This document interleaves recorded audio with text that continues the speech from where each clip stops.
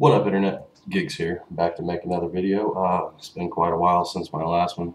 Sorry about that. Things came up in my life. I've been having a good time hanging out with friends, family, working, playing disc golf, going to ball games, etc.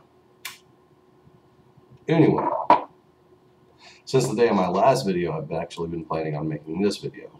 This video will be entitled, or is entitled, Wrestling is Not Fake. Now, I'm just going to go ahead and wait for a second while a lot of you guys call me an idiot or whatnot.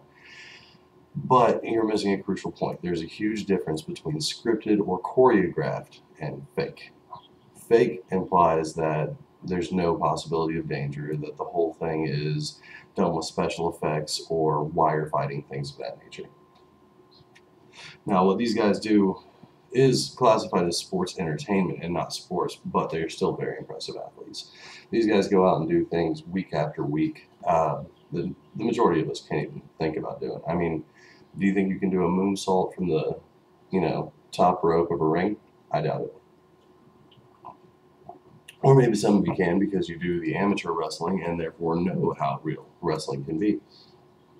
I mean, Hulk Hogan, for instance, has almost destroyed himself through professional wrestling.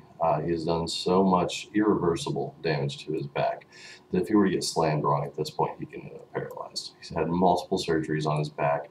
He's got metal inserted to keep his spine in place. I mean, the man's destroyed himself, and all for our entertainment. So, be grateful. And if you don't want to watch wrestling, that's one thing. But don't go around telling people it's fake, because it's not. If you want to say it's scripted, cool. Don't say it's fake.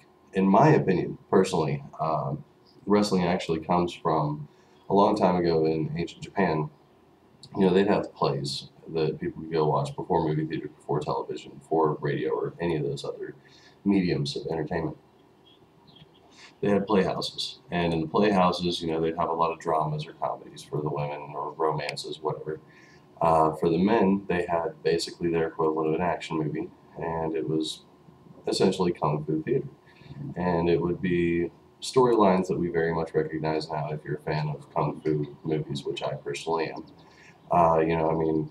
Rebellions against corrupt government officials, or, leaving one's clan and having them come after you for betraying the code of honor or whatever. Anyway it goes, they would have choreographed kung fu fights, and men loved it and ate it up. And, nobody went around, oh, it's fake. Of course it's fake. It's a play. It's entertainment. All right? Yes, Kane isn't some evil, sadistic human being that legitimately goes around beating up old men or setting fire to people. It's a character he's playing.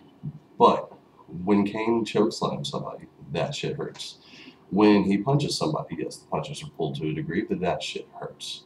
When you're watching wrestling and you see the bruises and welts rise up on people. Like last night I was watching Raw, and, you got to see Sheamus is getting hit.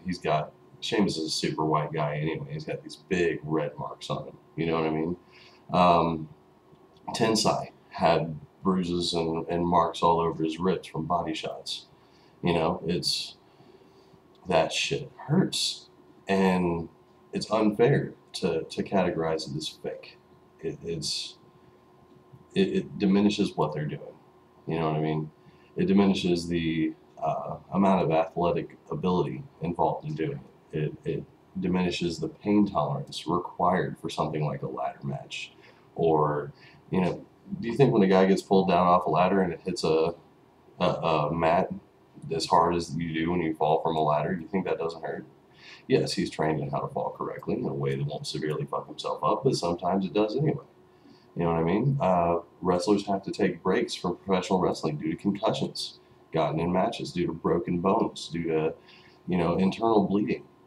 It's silly to call it fake and to dismiss it. It comes from the evolution, like I said, of kung fu theater, which evolved, in my opinion, into professional wrestling and kung fu movies. A lot of people are like, oh, well, in my opinion, it came from gladiators. No, I'd say UFC came from gladiators. And there is a huge difference between what they're doing in the UFC and what they're doing in the WWE or TNA. Yes, I watch TNA. I like Hulk Hogan and Sting, so I'm going to watch it. There's a huge difference between what they're doing and what the UFC is doing. UFC is legitimate people getting the shit kicked out of them, and there is no script. Nobody knows who's going to win when they. Well, I don't know. Maybe they do. Maybe they break fights, but generally, people don't know who's going to win when they go in. You know what I mean? When there's a professional wrestling match, yes, there is a scripted winner. Yes, certain moves are going to be choreographed into it. Like, I want you to hit him with the chair after this many minutes. But, a lot of it's also improvisation. And you can't do it. So, that's it. Get back to you guys later on. I'm going to go play around disc golf. Have a good day.